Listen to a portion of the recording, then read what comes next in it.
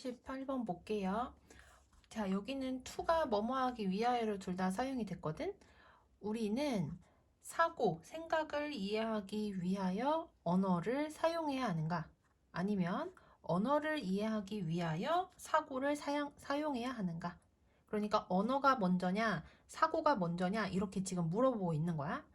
그런 다음에 분석 철학에서는 지금까지 어떻게 가정을 했었는데, 근데 오늘날의 현대 인지과학은 다르게 얘기한다. 이런 얘기가 이제 이어질 거거든.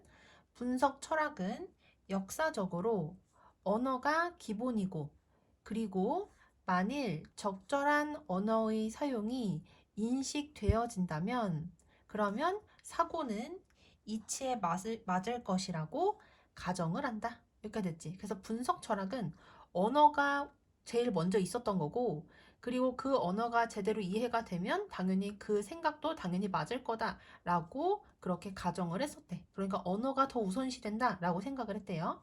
하지만이라 나왔으니까 반대되는 얘기. 그러니까 사고가 우선한다라는 얘기가 나올 거라고 우리 예측할 수 있겠지. 하지만 현대 인지 과학은 대절이라고 그렇게 당연히 판단한다. 뭐라고 당연하게 판단을 하냐면 언어는 하고 여기 지금 괄호가 좀 많죠. 오브도 전치사 그리고 importance도 중요성이라는 명사 오브 전치사 마인드 명사 이렇게 되고 여기서 중요한 게 여기거든. 오브 플러스 추상명사. 추상명사라는 건 눈에 안 보이는 명사를 얘기하잖아. 중요성도 눈에 안 보이는 명사거든. 그래서 오브 플러스 추상명사는 형용사랑 똑같기 때문에 여기를 important라고 생각하고 이 important라는 형용사가 mind라는 이 명사를 꾸며주는 것처럼 해석을 하면 돼요. 그러면은 얘가 명사인데 형용사로 내려갔고 그럼 당연히 형용사였던 애는 부사로 내려가겠지. 여기까지 이해되세요? 그래서 어떻게 해석하면 되냐면 매우 중요한 사고의 한 측면 이렇게 해석을 하면 돼요. 하지만 현대의 인지과학은 언어가 인간의 매우 중요한 사고의 한 측면, 단지 한 측면이고 그리고 사고의 온갖 종류, 여기서부터 차례대로 해석하는 게 낫거든. 모든 종류의 사고에 근본적이지는 않다고 그렇게 당연히 판단한다. 여기까지 됐죠. 그러니까 현대 인지과학은 위에서 얘기했었던 분석 철학이랑 반대인 거야. 언어는 그냥 사고의 한 부분인 거야. 한 부분일 뿐이지 모든 생각에 언어가 기본이 되지는 않는다. 그렇게 생각을 한대요. 그 다음 넘어가서 다음 문장 보시면 manage to라는 표현이 나오거든. 얘는 가까스로 뭐뭐를 하다 또는 무엇을 해내다 이런 식으로 해석이 되고 이 manage to의 병렬 구조가 총 3개야. 하나, 둘, 셋 이렇게 되고요. 그 다음에 뒤에 without으로 시작하는 전치사구 하나, through로 시작하는 전치사구 하나, 관계 대명사절 하나 이렇게 되는 거야. 여기까지 이해되시죠? 그럼 해석은 주어 해석하고 괄호 뒤에 있는 것부터 차례대로 해석하고 병렬 구조 3개 해석하고 마지막에 동사를 해석을 할 거야. 그래서 수많은 동물의 종들이 인간의 사고 안에 대체로 보존된 그러한 뇌의 메커니즘을 통해 언어를 사용하지 않고 세계를 항해하고 문제를 해결하고 그리고 학습을 해낸다. 여기까지 됐죠?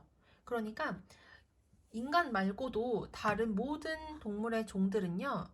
인간의 뇌에 있는 것처럼 뇌의 사고 과정을 통해서 언어 없이도 세상을 항해하고 문제를 해결하고 그리고 학습을 할 수가 있게 됐다는 얘기야.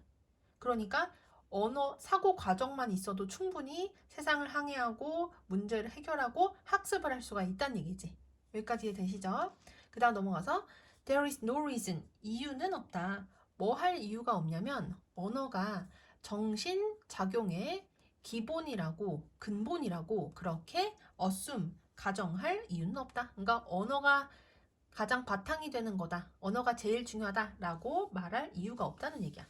그다음 넘어가서 nevertheless 그럼에도 불구하고라고 나오니까 언어가 1등은 아니지만 어느 정도는 꽤 중요하다라는 얘기가 전개될 거라고 예측을 할 수가 있어요.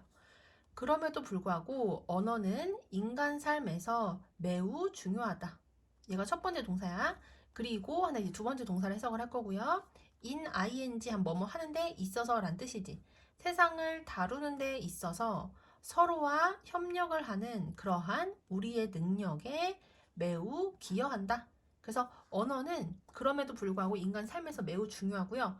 언어가 어떤 기능을 하냐면 세상을 다루는데 우리가 서로 협동을 해야 될 거란 말이야. 이 협동을 할 때에 그 능력에 기여를 하는 게 바로 뭐다? 언어란 얘기야. 당연히 다른 사람과 협동을 하려면 의사소통을 해야 되고 의사소통을 하기 위해서는 언어가 필요하겠지. 그 얘기를 하는 거고. 그럼 이제 어떤 식으로 언어가 우리의 협동을 하는 능력에 기여를 하는지가 이제 나올 거예요. 초창기에는 어떤 식으로 기여를 했고 그리고 나중에는 어떤 식으로 기여했는지를 한번 읽어볼게요. 우리 종인 호모사피엔스는 astonishingly 놀랍게도 성공적이어 왔다. 현재 완료니까 과거부터 시작해서 지금도 성공적인 거야. 그리고 콤마 위치면 두 단어로 바꾸라고 했지? 그리고 그것은 여기서 그것은 앞문장의 내용. 그러니까 우리 호모사피엔스가 성공적이었다는 걸 얘기하는 거야.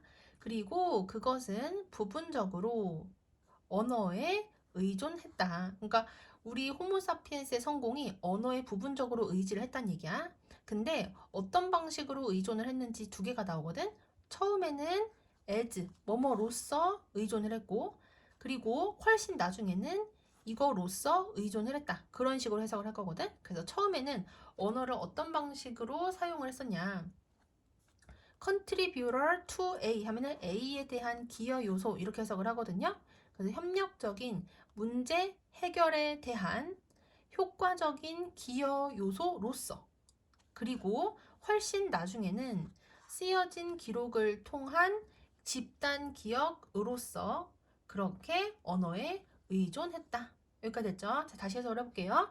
우리 종인 호모사피엔스는 놀라울 정도로 성공적이어 왔다. 그리고 이것은 부분적으로 협력적인 문제 해결에 대한 효과적인 기여로서였고 그리고 훨씬 나중에는 쓰여진 기록을 통한 집단 기억으로서 언어에 부분적으로 의존했다. 그러니까 맨 처음에 완전 초창기에는 당연히 호모사피엔스 원시인들이 말을 할 수는 있지만 글을 쓸 수는 없었잖아. 그래서 서로 입으로 서로 대화를 하는 것을 통해서 문제 해결에 기여를 했었고 언어가 그리고 나중에는 인간들이 글을 쓸 수 있게 됐잖아. 그래서 이 글을 쓴 것을 후대에 전달을 하면서 기억, 집단 기억이 형성이 된 거야. 그래서 이런 집단 기억을 통해서 어떻게 했다? 의존을 언어에 해서 그래서 인간은 놀라운 성공을 거두었다는 거야. 다른 종들보다. 그래서 이 글의 주제는 언어가 정신작용의 근본은 아닐지라도 언어는 분명히 인류의 발전에 기여를 했다.